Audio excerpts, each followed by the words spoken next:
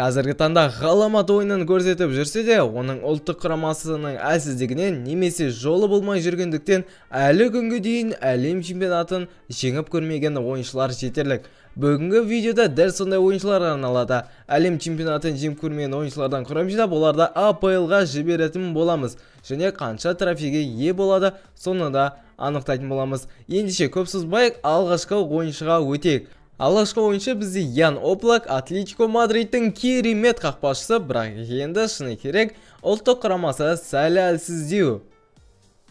Біз қазір оған 50 миллиондай ұсынып көрейік, келсе ме бұл ұсынысқа? 74 миллион дейді, жарайды, бұл ұсыныспен келсек. Осылайша құрамға алғашқы қақпашы қосылды, өте тәжірибелі мықты қақпашы. Енді екінші ойыншыға өтейік. Екінші ойыншы бізде Робертсон, Ливерпульдің керемет қорғаушысы, бірақ енді ұлттық құрамасы Шотландия екенін бәріміз білеміз. Оның құны бізде 36 миллион 500 мың евро, біз оған примерно 38 миллион ұсынып көрейік, және 40 миллионға дейін өсірді, жарайды, келсейік. Міне алғашқы қорғаушы да қатарымызға қосылды. Бұл ойыншы сол қапталда өнер көрсететін қорғаушы. Енді келесі қорғаушыға өтейік. Келесі қорғаушы бізде Жоао Кансело.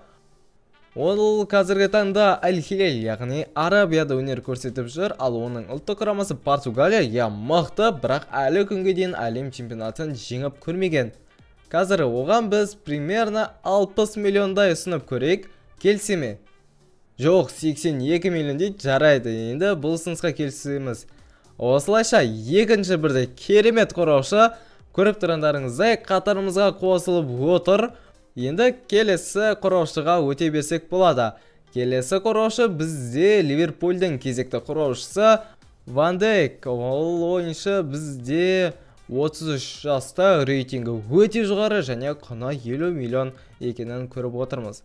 Кеттік, ендеше сатып алу жөніндегі іске кірісейік. Оның құны 49 миллион 500, значит 54 миллионға келсуі тиіс. Я, міне, тамаша келісті. Осылайша кезекті қорғаушымыз да қатарымызға қосылып отыр. Өте тамаша трансфер болды. Қорғанысымыз өте мықты екенін көріп тұрсыздар. Енді төртінші қорғаушыға өте берсек болады. Төртінші қорғаушы бізде Рубен Диас. Манчестер Ситидің керемет қорғаушы, және бұл да бізде португалиялық қорғаушы, және оның жасы бізде 27-де, ал құны болса 84 миллион евроны құрайды. Қазір енді біз оған тура 100 миллион ұсынып көрейік, 107 миллион дейді, жарайды, бұл ұсыныспен келсеміз. Міне керемет тағы бір қорғаушы қатарымызға қосылды, өте керемет. Міне құрам жиналып келе жатыр. Және бізде келесі ойыншы Ашраф Хакими, Пари Сен-Жерменнің керемет қорғаушыларының бірі, және оның құны бізде 50 миллион евроны құрайды екен. Ендеше кеттік, сатып алуға кірісейік.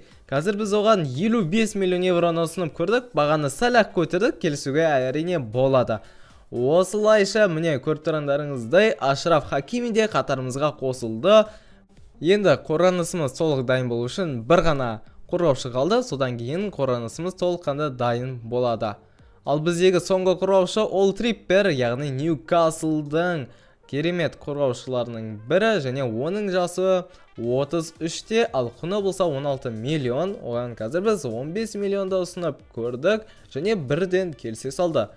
Міне көріп тұрғандарыңыздай тағы бір жақсы ойыншы қатарымызға қосылды. Осылайша қорғанысымыз толыққанды дайын болды. Енді біз жартылай қорғаушыларға өте берсек болады. Алғашқы жартылай қорғаушы бізде Кевин Де Брюйн. Оның да жасы 33-те, және бірақ рейтингі 90-ды құрайды, ал құны болса 73 миллион евро. Қазір біз оған 60 миллион евроны ұсынып көрейік, және бізден Робертсон сұрап тұр. Әрине бермейміз.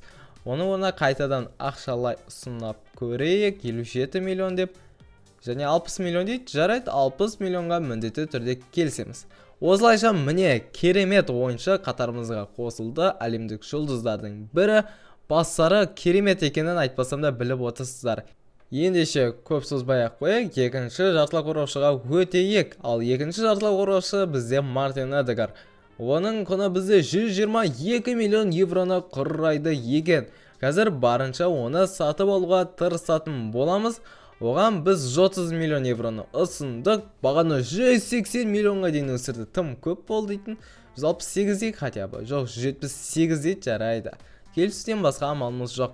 Осылайша екіншіде жартылай қорғаушы қатарымызға қосылды. Өте керемет жартылай қорғаушы, потенциалы жоғары жартылай қорғаушы. Ендеше кезекті жартылай қорғаушыға өтейік. Ол бізде Мохамед Салах. Қапталда өнер көрсететін жартылай қорғаушы, құны 95 миллион. Бірақ біз оған 80 миллион евроны ұсынып көрдік және бірден келісе салды. Тамаша. Міне, осылайша Мохамед Салахта біздің құрамада өнер көрсететін болады. Міндетті түрде бұл құрам АПЛ-да топ жаруы тиіс. Ендеше келесі жартылай қорғаушыға өтейік. Ол бізде Марас. Қазіргі таңда Арабияда өнер көрсетіп жүрген 33 жасаға жартылай қорғаушы. Қазір оған біз примерно 40 миллионға жақын ақша ұсынайық. Және оған келісеме жоқ. Неге Робертсонды сұрай береді? Біз оны бере алмаймыз. Қайтадан ақшалай 44 миллион дейікші. 44 миллионға келсі, тамаша. Міне көріп тұрғандарыңыздай тағы да бір африкандық ойыншы, өте керемет ойыншы екенін білесіздер. Және енді шабуылшыға өтейік. Бізде Сербия ұлттық құрамасының ойыншысы және Аль-Хилалда өнер көрсетіп жүрген Александр Метрович. Қазір оның құны бізде 30 миллион екен. Демек оған бір 30 миллионды ұсынып көрейік. Содан кейін Робертсон неге сұрай береді, түсінбедім. Қазір біз қайтадан 47 ұсына салайық, 47 миллионды, сонымен болды, құрам толыққанды дайын.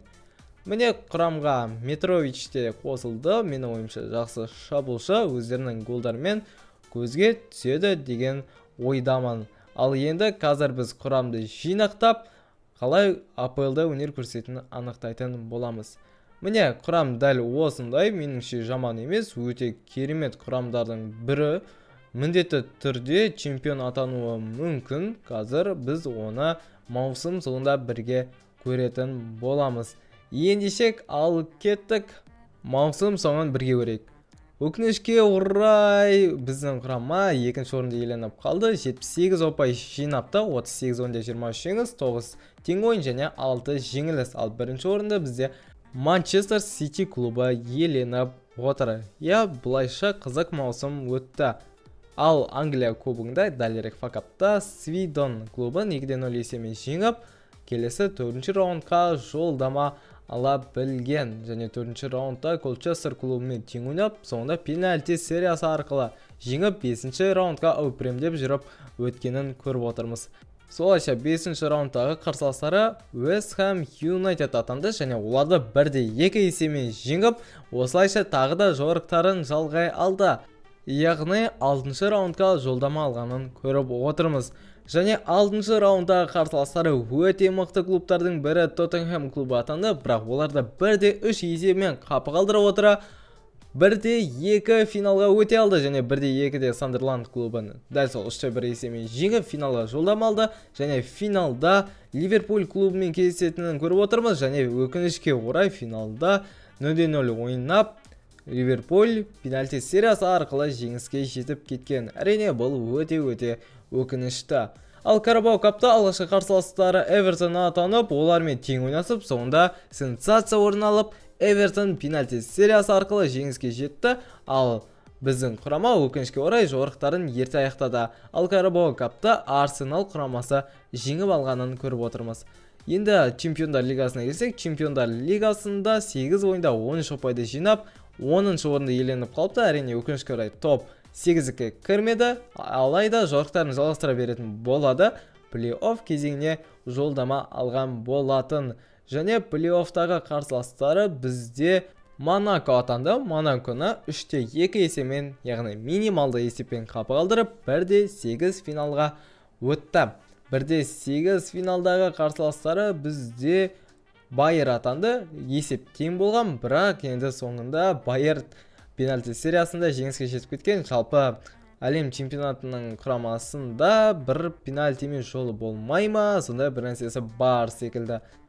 Енді біз үздік сұрмергендерге көшсек, Мохамед Салах біздің премьер лигадағы үздік сұрмерген, 38 ойында 23 голдың авторы атана білген, өте тамаша жетістік. Ал Кевин Де Брюйн пас беру бойынша өзі жеке көш бастап тұр, 37 ойында 13 голдық пас.